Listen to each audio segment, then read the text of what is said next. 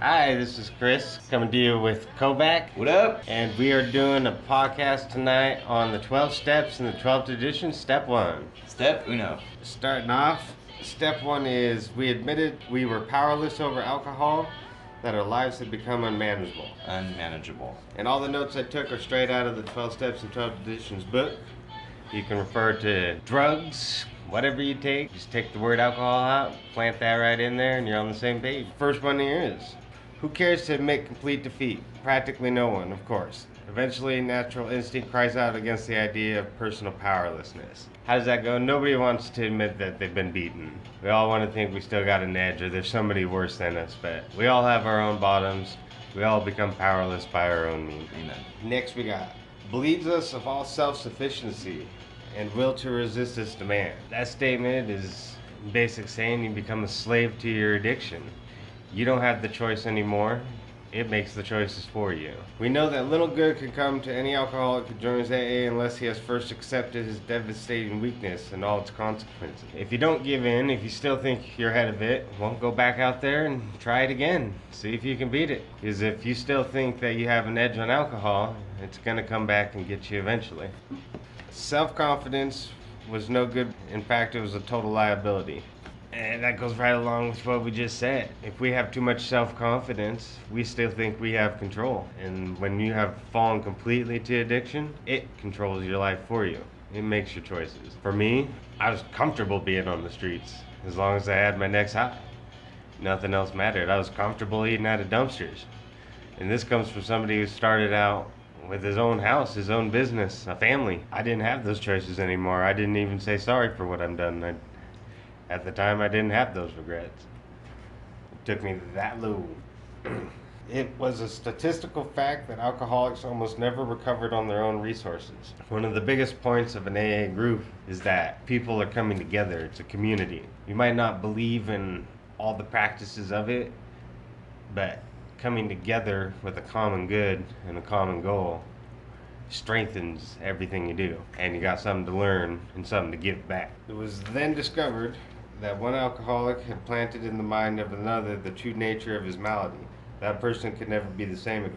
So if you take somebody and you try to help them and you give them all your knowledge that's kept you clean and of the disease they suffer, maybe they don't believe you and go back out. But you've planted a seed in them that grows and they see what's happening before they fall too far. Well, yeah, I agree with it completely. I was curious what the malady part meant. Malady, it's like Educate me. disease in AA is described as allergy. We're allergic to it. Oh, okay. The definition of that, most people who take up a drink, put it back down, be done for the night. Yeah, that can happen We're so for a far second. away from that. That's Yeah. a million miles away. Once we go, we keep going. We can't stop. Now, all in all, everyone's got different bottoms. Some people just lose their job. Some people lose their wife. Some people lose absolutely everything.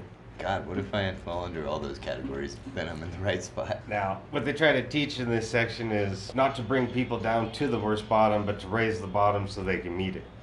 Wherever you've fallen that's gotten you into the program, that's far enough. You don't have to go any further. If you do, now the seed's been planted, the knowledge is there, and you'll see through the lies and through the addictions. That's a quick wrap-up of step 1 on the 12 steps and 12 editions. Step uno. Got anything else for me? That was the 12. That was the first of the 12. Steps. First of the 12 steps. Yes. In summation, it breaks down to we admit that we're pretty much screwed. Yeah. That we have to know and do something about it. Yep. Once we pick up that first drink, it's in control now. Right. So it's like saying denial. You know, like the Dora and Finding Nemo. The enemy goes, I've never eaten a fish. They look at him and they go, denial. You know. Yeah. So Exactly. okay, that's where that comes from. Is denial is like not quite that first step yet. It's when you admit that you're powerless. Not now. When I was confused when I first heard that statement of powerless over it. Over your addiction. And it doesn't mean that, like, you know, like you're weak or anything. It just means that the demon it's the beast. That would go back with malice. It's a disease for us. It's incurable. It's not that we're weak. It's not that we suffer some kind of Righteousness? self-righteousness, self-preservation, self-confidence. It's not that we're less than another man. We suffer a literal behavioral and impulse control disease. Our battle's different. And yeah, they call it a disease. That was another question that I think is pertinent. Yeah, I've said that in my interview. Kind of like having a cold. You got to take medicine, which doesn't get rid of the cold. It just gets rid of the symptoms. Say being a thief or being a liar or just missing out on your family, losing your job. Those are all symptoms. And the medicine would be meditation, AA meetings, whatever keeps you sober. And we got to continue to take it daily or the disease comes back. Right. Okay, so yeah, it's a consistent sickness that you need consistent medicine or you're going to get consistent symptoms. Yep. But there is no cure. No cure. And No you have cure. it for life.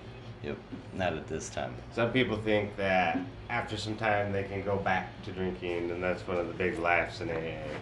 You're like, no, you can never drink again. I did that with both drinking and smoking. I thought to myself, yeah, I got this. I spent 10 years clean, and then I started meth.